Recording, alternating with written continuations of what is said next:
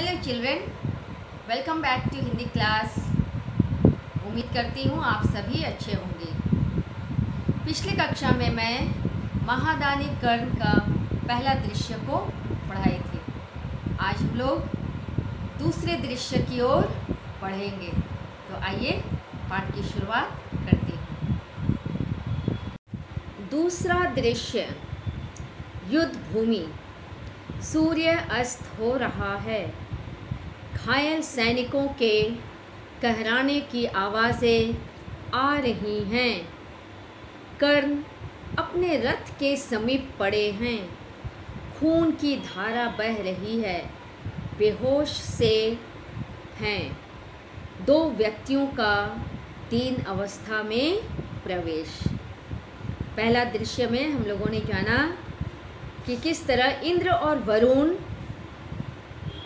युद्ध के मैदान में घायल पड़े कर्ण से दान मांगने की योजना बना रहे हैं और अब वे अपना रूप बदलकर युद्ध भूमि में आ चुके हैं और कर्ण के पास पहुंच गए हैं, जो घायल अवस्था में पड़े हुए हैं और उसके शरीर से खून की धारा बह रही है। नंबर 90 निकालिए। यहाँ देखिए, इंद्र महाराज कर्ण की जय। इंद्र कह रहे हैं महाराज कर्ण की जय। वरुण महादानी महावीर कर्ण की जय हो। कर्ण नेत्र खोलते हुए, कौन? अरे आप कौन? प्रणाम, मेरा प्रणाम स्वीकार करें। इंद्र यशस्वी हो। वरुण गौरवशाली हो। दानवीर कर्ण, हम दो निर्धन प्राणी हैं। सुबह से इधर उधर भटक रहे हैं। युद्ध के कारण अन्न का दाना तक भिक्षा में नहीं मिला। आपकी दानप्रियता की कहानियाँ लोक परलोक में प्रसिद्ध है। आप हमारी कुछ सहायता कीजिए। यहाँ देखिए, इंद्र और वरुण कर्ण के समीप पहुँच गए हैं और इंद्र कह रहे हैं महाराज कर्ण की जय। वहीं वरुण भी महादानी महावीर कर्ण की जय हो कह रहे हैं। कर्ण आवाज़ सुनकर अपना नेत्र खोलता है और पूछते हैं कि कौन है, और प्रणाम करते हैं, बोलते हैं मेरा प्रणाम स्वीकार करें। इंद्र उन्हें यशस्वी हो का आशीर्वाद देते हैं। वरुण भी उसे गौरवशाली हो का आशीर्वाद देते हैं और वे अपनी योजना के अनुसार अपनी व्यथा सुनाते हैं कि सुबह से इधर उधर भटक रहे हैं। युद्ध के कारण अन्न का दाना तक भिक्षा में नहीं मिला। आपकी दानप्रियता की कहानियाँ लोक परलोक में प्रसिद्ध है। आप हमारी कुछ सहायता कीजिए। वे दोनों कहानियाँ बनाकर उसे दान पाना चाहते हैं। यहाँ देखो कर्ण क्या कह रहे हैं।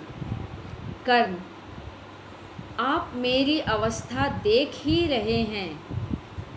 आप ही कहिए, मैं इस घायल अवस्था में आपकी क्या सेवा कर सकता हूँ। मैं विवश हूँ। जिस हालत में कर्ण पड़े हुए थे युद्ध के मैदान में, वो अपनी अवस्था को उन दो ब्राह्मणों की ओर दिखाते हुए बोलते हैं कि मेरी अवस्था तो आप देख ही रहे हैं। देखिए मैं कितने घायल अवस्था में पड़ा हूँ और ऐसी हालत में मैं आपकी क्या सेवा कर सकता हूँ। कर्ण की बातें सुनकर इंद्र मुस्कुराते हुए कहते हैं, तो क्या आज यह बात असत्य सिद्ध होगी कि कर्ण के सामने आया कोई भिक्षुक खाली हाथ नहीं लौटा? कर्ण कुछ सोचते हुए, क्या आप मुझे वह पत्थर उठाकर देंगे। वरुण आश्चर्य से, क्या हमें पत्थर दोगे? इस चित्र को ध्यान से देखिए।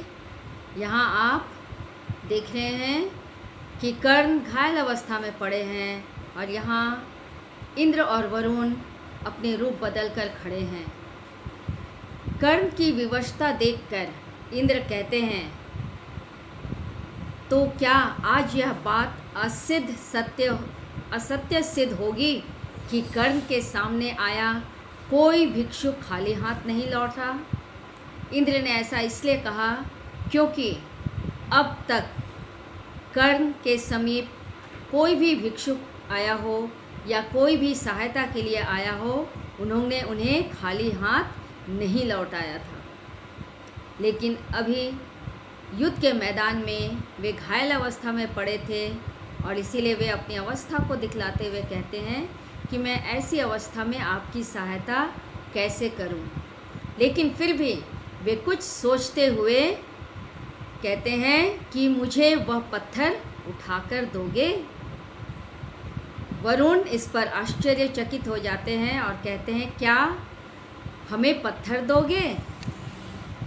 इस पर कर्ण कहते हैं, आप दे तो सही इंद्र, हम किसी अपवित्र वस्तु को हाथ नहीं लगाते, और फिर यह तो युद्ध भूमि में पड़ा मिट्टी और रक्त से सना पत्थर है। कर्ण के मांगने पर इंद्र कहते हैं कि मैं किसी अपवित्र वस्तु को हाथ नहीं लगाते, और फिर यह तो युद्ध भूमि में पड़ा मिट्टी और रक्त से सना पत्थर है। कर्ण कहते हैं, अच्छा ठहरिए, जीवन के अंतिम समय में किसी की सेवा का अवसर बड़े सौभाग्य से मिलता है। कर्ण कहते हैं, अच्छा ठहरिए, जीवन के अंतिम समय में किसी की सेवा का अवसर बड़े सौभाग्य से मिलता है। घसीटते हुए अपना मुंह रथ के पहिए पर मारते हैं, सोने का दांत मुंह से बाहर आ जाता है। इंद्र के मना करने पर कि हम किसी अपवित्र वस्तु को हाथ नहीं लगाते, कर्ण ने किसी को पत्थर लाने के लिए विवश नहीं किया। वह स्वयं घसीटते हुए अपने मुंह रथ के पहिए पर मारते हैं। वह सोने का दांत मुंह से बाहर आ जाता है। उसके मुंह में एक सोने का दांत लगा हुआ था और उस सोने के दांत को वो तोड़ने के लिए अपने मुंह को रथ के पहिए पर मारते हैं। सोने का दांत बाहर आ जाता है। कर्ण कहते हैं, लीजिए देव, यह दांत सोने का है, मेरी तुच्छ भेंट स्वीकार करें। यहाँ देखिए, उसके पास, कर्ण के पास कुछ भी नहीं है। वे घायल हैं, बहुत विवश हैं। वे उन दो रूप बदले इंद्र और वरुण को कुछ दे नहीं सकते थे, लेकिन फिर भी ऐसी हालत में भी उन्हें कुछ देने की बात सोची और वे अपने को घसीटता हुआ रथ के पहिए के समीप ले जाता है और अपने सोने की दांत मुंह से निकालकर उन्हें देते हुए कहते हैं, मेरी तुच्छ भेंट स्वीकार करे। इंद्र और वरुण, छी छी, रक्त से सना सोना, यह हमारे किस काम का? कर्ण धनुष उठाकर बाण चलाते हैं। पानी की धार निकलती है। उस पानी से कर्ण दांत धोते हैं। कर्ण ने जो दान देना चाहा, उस दान को भी इंद्र और वरुण ने छी छी कहकर रक्त से सना सोना कह दिया। इस पर इंद्र ने कर्ण ने धनुष उठाकर बाण चलाया और पानी की धारा निकलती है और उसी धारा में वे अपने दांत को धोकर उन्हें देते हैं। कर्ण दांत देते हुए, लीजिए महाराज, अब तो स्वीकार कीजिए। वरुण, ओह, अब तो संध्या हो गई, अब यह हमारे किस काम का। सूर्य ढलने के बाद हम भिक्षा नहीं लेते। कर्ण आकाश की ओर मुंह उठाकर हाथ जोड़कर प्रार्थना करते हैं। सूर्यदेव, आप मेरे पिता हैं, मेरी अंतिम समय निकट है, कृपा करके मेरे वचन की रक्षा कीजिए। कर्ण अपने दांतों को पानी में धोकर उन भिक्षुकों की ओर बढ़ाते हुए कहते हैं, महाराज, अब तो स्वीकार कीजिए। परंतु वरुण कहते हैं, अब तो संध्या हो गई, सूर्य ढलने के बाद हम भिक्षा नहीं लेते। उनकी बातों को सुनकर कर्ण आकाश की ओर मुंह उठाकर हाथ जोड़कर प्रार्थना करते हुए कहते हैं, सूर्यदेव, आप मेरे पिता हैं, मेरे अंतिम समय निकट है, कृपा करके मेरे वचन की रक्षा कीजिए। कर्ण अपने पिता को वचन दिया था कि वह कभी किसी को खाली हाथ नहीं लौटाएंगे, और इस समय वरुण संध्या कहकर भिक्षा लेने से इनकार कर रहे हैं, और इसीलिए वे आकाश की ओर मुँह करके हाथ जोड़कर अपने पिता से निवेदन करते हैं कि मेरे अंतिम समय निकट है, कृपा करके मेरे वचन की रक्षा कीजिए। कर्ण के निवेदन को सुनकर सूर्य बादलों की ओट से फिर एक बार निकलता है। अर्थात कर्ण के निवेदन पर सूर्य फिर एक बार आकाश में चमकने लगता है। यह देखकर इंद्रदेव कहते हैं, धन्य हो कर्ण, मैं इंद्र हूँ और ये हैं वरुण देव। हम तुम्हारी परीक्षा ले रहे थे, तुम सचमुच दानवीर हो। तुम्हारे जैसा दानवीर ना अब तक पृथ्वी पर हुआ है ना होगा। जब तक यह सृष्टि रहेगी, लोग तुम्हें दानवीर कर्ण के रूप में स्मरण रखेंगे, देवता भी तुम्हारी स्तुति करेंगे। यह हमारा आशीर्वाद है।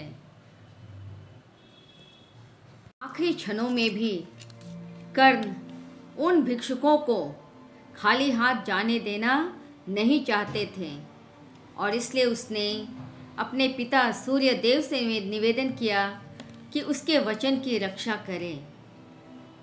उसका निवेदन स्वीकार किया गया और संध्या होने से रुक गई और सूर्य आसमान में जगमगाने लगा। देख, इंद्रदेव बहुत प्रसन्न हुए और उसने कर्ण को कहा, धन्य हो कर्ण, मैं इंद्र हूँ। उन्होंने अपना सही परिचय दिया कि वे इंद्र हैं और ये हैं वरुण देव। वे उनकी परीक्षा लेना चाहते थे, पर सचमुच उन्होंने कहा कि तुम दानवीर हो। तुम यानी कर्ण दानवीर हो। तुम्हारे जैसा दानवीर ना अब तक पृथ्वी पर हुआ है ना होगा।